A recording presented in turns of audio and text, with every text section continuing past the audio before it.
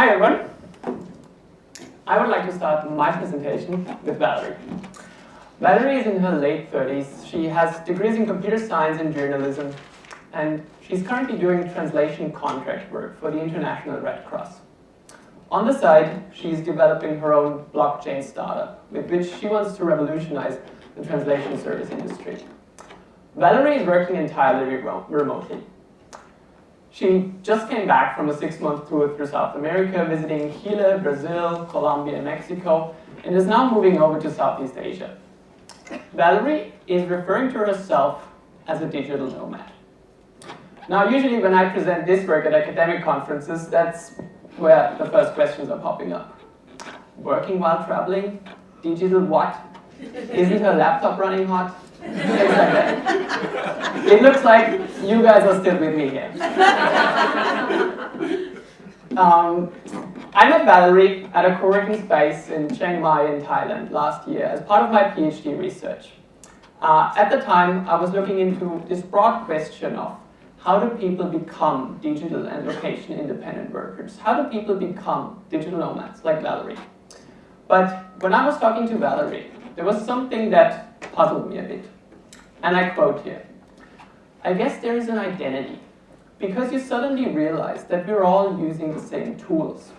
We actually have the same kind of schedule. We have codes between us. You relate to a person because he's also using a computer. You go to the same kind of co-working space or coffee shop." So it was just this short statement of Valerie that intrigued me. She was basically telling me that there is something like a digital nomad identity. And that's despite the fact that she's a highly individual and independent worker. So, as I said, I'm a PhD student, so after my interview with Valerie, I went back to the literature on identity, and especially identity at work. And what I found in that literature was, or what that literature is saying, is basically that we derive our identity at work mainly from the organizations that we work in, from our professions and occupations, and from our institutions that we are embedded in. But digital nomads don't have any of those. Digital nomads don't work for a traditional organization. Digital nomads don't belong to one single occupation or profession. And digital nomads usually don't have this strong institutional backing. So I was wondering, where does this identity come from? So it was after this interview with Valerie that basically slightly shifted the focus of my research. Rather than asking, how do people become digital nomads, I was now interested in how do identities of digital nomads emerge. But before going more into identities and what this is all about, I would like to give a brief overview of the overall research that has been done on digital nomadism from the academic community. What do the academics think about digital nomadism? And as you all know, digital nomadism is not just about work. There's a whole lifestyle around digital nomadism. And that's why in the academic community, digital nomadism is an extremely interdisciplinary phenomenon. So there's a lot of different fields looking into digital nomadism. And what we're trying to do here is to sort of present 3 perspectives of how digital nomadism has been studied so far. First of all, digital nomadism as an economic activity.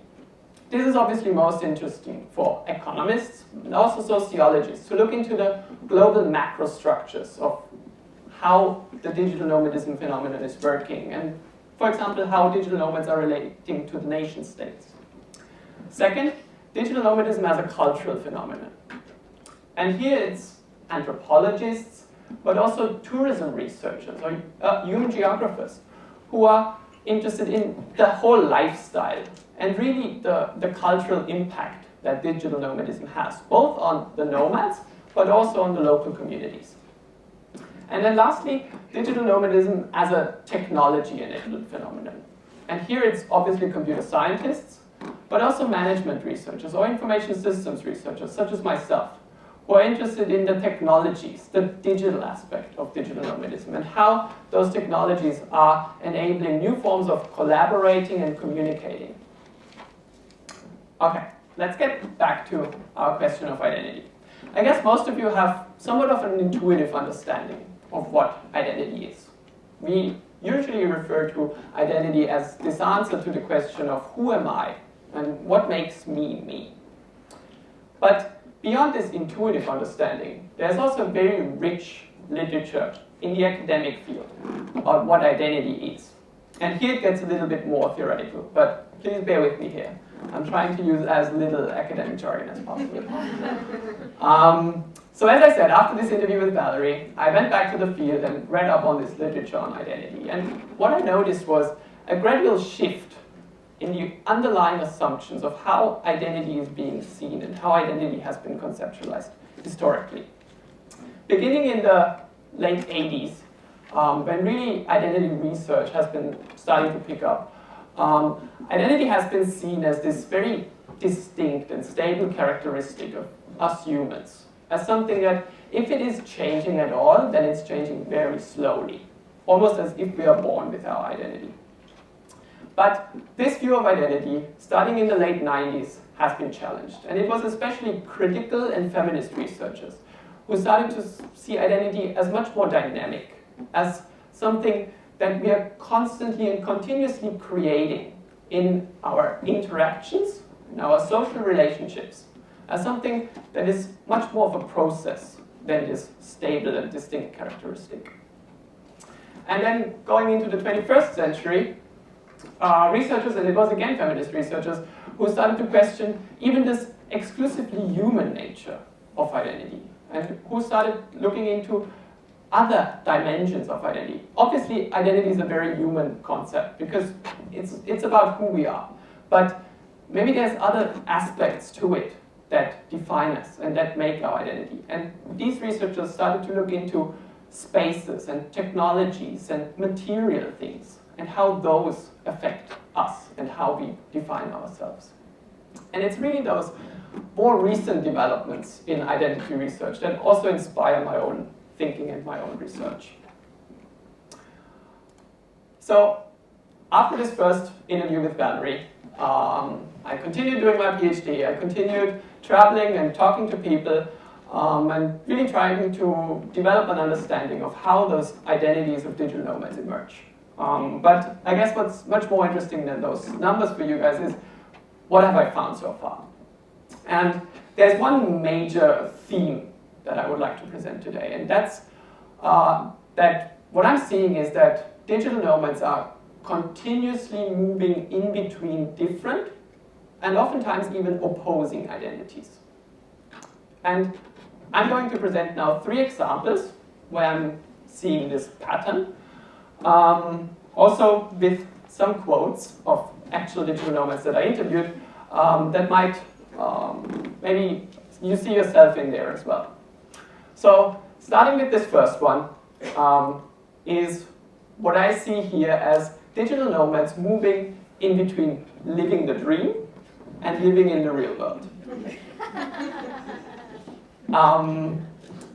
Obviously, a lot of people are talking about digital nomadism and how digital nomads are somewhat living the dream, constantly traveling, working from wherever and whenever we want, always hopping from one adventure to the next.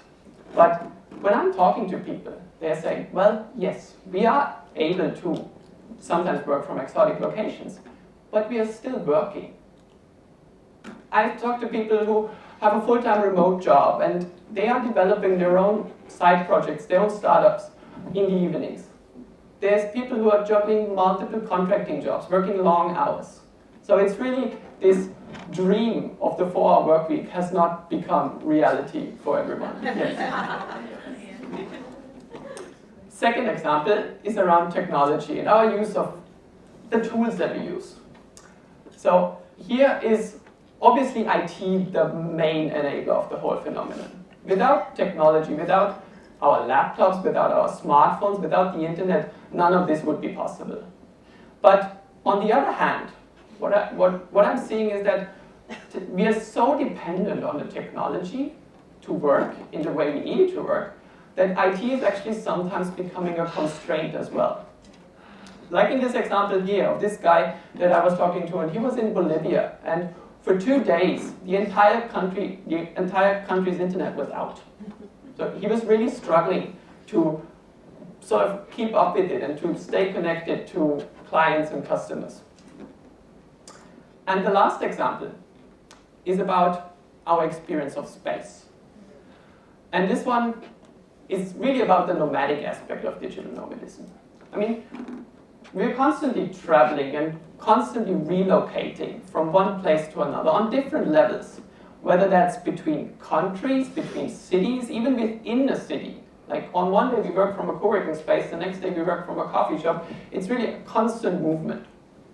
But on the other hand, there are spaces, such as workspaces, cool living spaces, even conferences, such as 7 and 7, where we get together, where like places that somewhat offer a space where we can socialize, where we can meet other people, where we can slow down a bit, where we can get settled in a way, or what I call here, where we can get anchored a bit. So as you can see, the overall pattern here, or the theme in all of these 3 examples, is really this constantly moving in between, even opposing identities. But usually as academics, we are asked not just to describe the things as they happen, but to also give an explanation of why we think it is happening and what is happening. So what I'm arguing here is that this constant movement in between opposing identities is not a state of ambiguity or a state of uncertainty, where we're not clearly belonging here or there, where we are neither here or there, but rather an identity growth, a moving forward, such as what I'm trying to illustrate here with this flow of the line.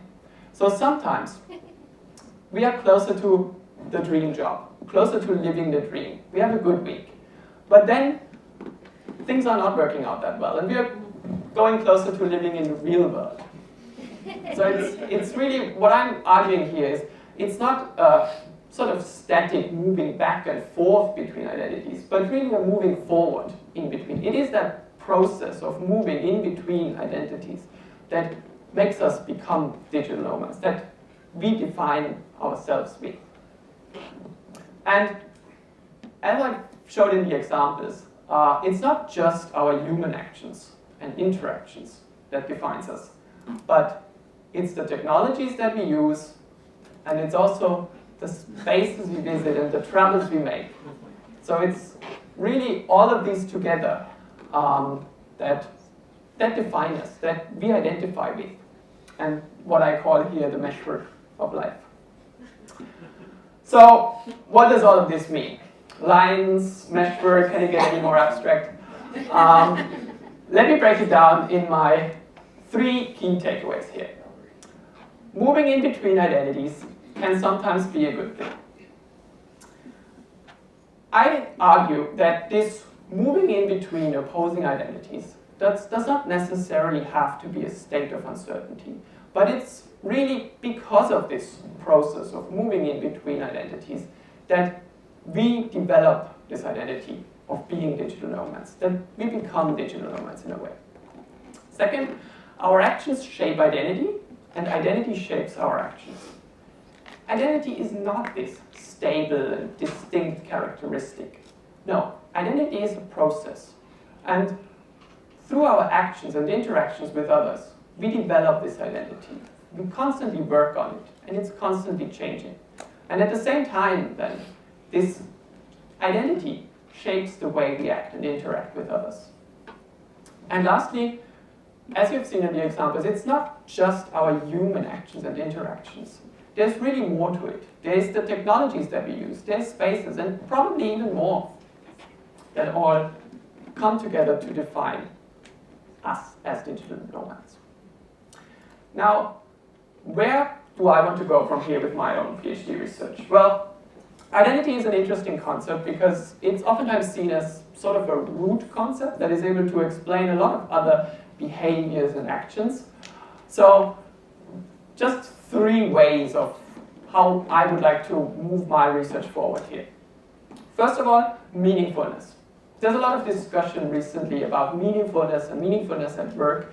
And what I would be interested in here is to look at meaningfulness in the context of digital nomadism, where I think it's especially important. There's a lot of people that I've been talking to who were saying, well, we really wanted to escape this corporate cubicle 9-to-5 type of job, and we were looking for something more meaningful in life. Second, leadership. While typically, or most digital nomads don't work in traditional organizations, and therefore don't have a formal supervisor or formal manager. But nonetheless, what I'm seeing is that there is certain leaders emerging in the field. People who are able to inspire, to guide others, to sort of mobilize a collective to act in a certain way. And then lastly, resistance. There's so many digital nomad communities, all with their own agendas and objectives. And I would be interested in looking into how do these communities form, how do they organize themselves, and how are they able to sort of organize collective action. So with this talk, I was hoping to sort of spark a little bit of a self-reflection here among the digital nomad community. As I said, I've presented this a couple of times already to academic audiences. This is the first time that I'm really presenting this to the people that I'm actually talking about. Maybe this is something that resonates with you, that you find yourself in as well. If so, please come and talk to me. Let me know. If this doesn't make sense at all to you, if your identity does not flow anywhere, please come and talk to me. And with that, thank you very much.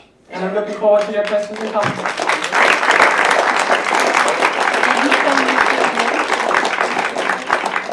It was fascinating to finally get to hear what someone else thinks about.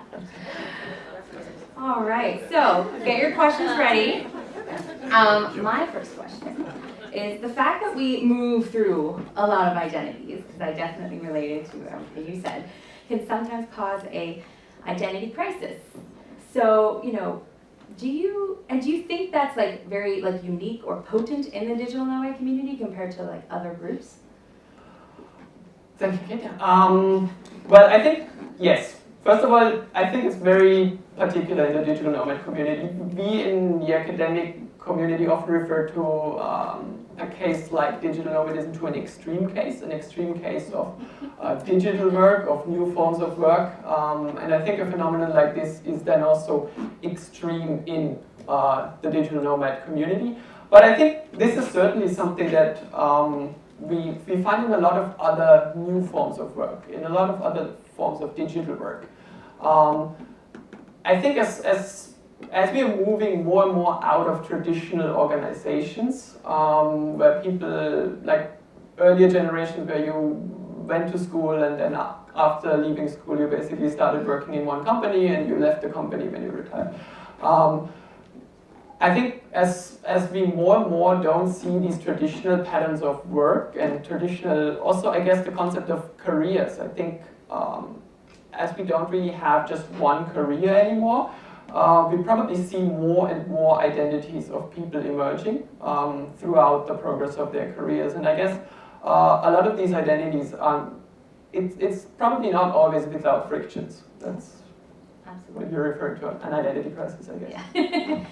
All right. Oh, yes. Okay. All right. Well, let's start with Sonia, and then Martina, then Audrey, and then Trish, and that's probably all we got time for. Oh, okay. Well, Naomi, and we'll, yeah.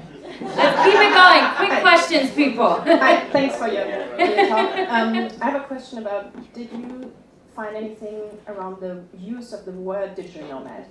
Because I feel like a lot of digital nomads I talk to are like either I don't want to be one of them because that's the bromads, or I love that. So I would like to hear. Yes, absolutely. That's usually the first question that we ask actually in interviews.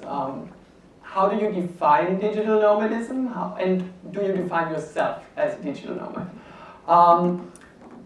Oftentimes the answers that we hear is, I would say 50-50. Like half of the people say, yes, I'm a digital nomad.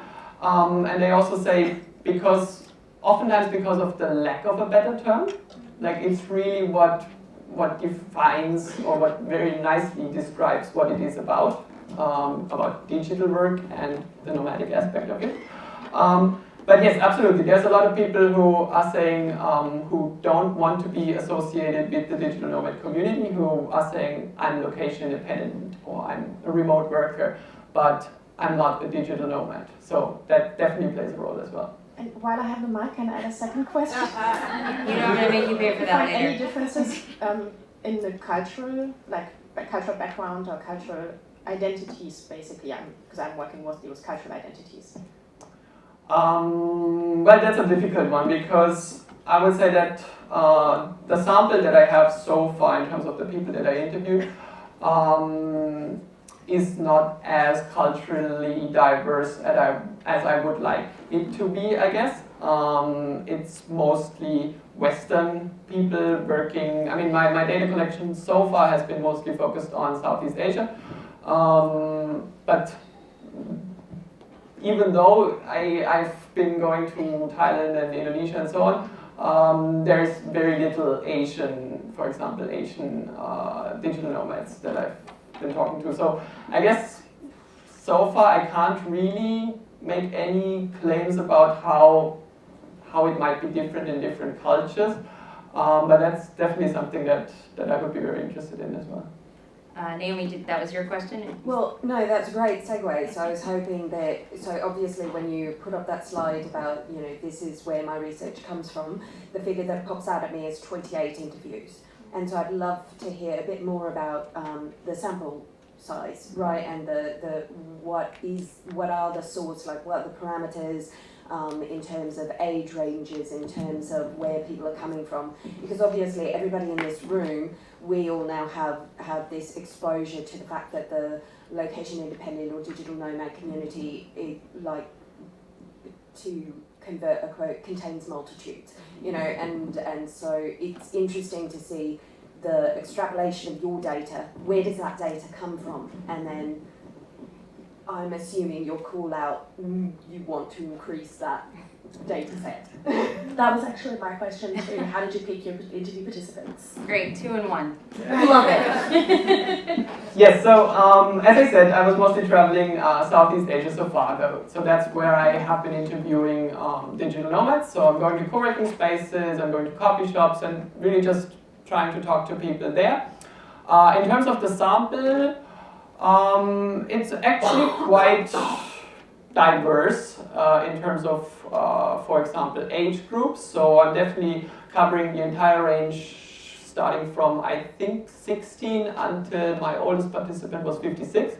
So in terms of age, that's quite broad. Also, there's a slight, I think at the moment, yeah, it's a few more women than men in my sample so far.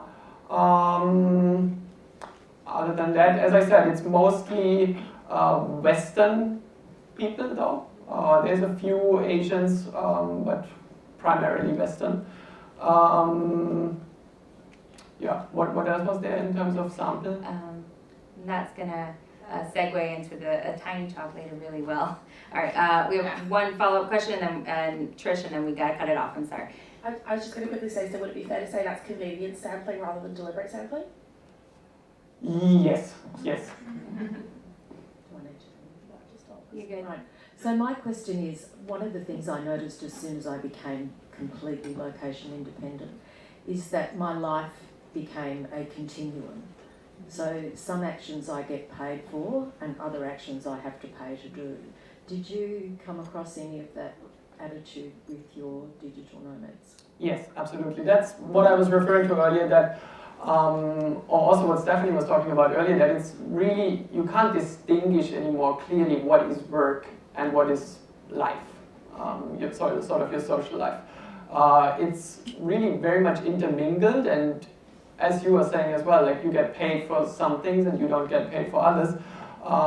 So there's also in academic literature, especially now with digital work coming up, a whole new idea of that we have to rethink what is work and what is labor.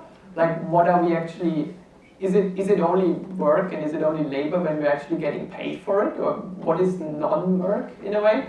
So there's a whole literature now coming up on how we have to rethink what is actually work and what is labor.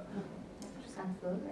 Well, thank you so much, Julian. That was fascinating. Give him a huge round of applause.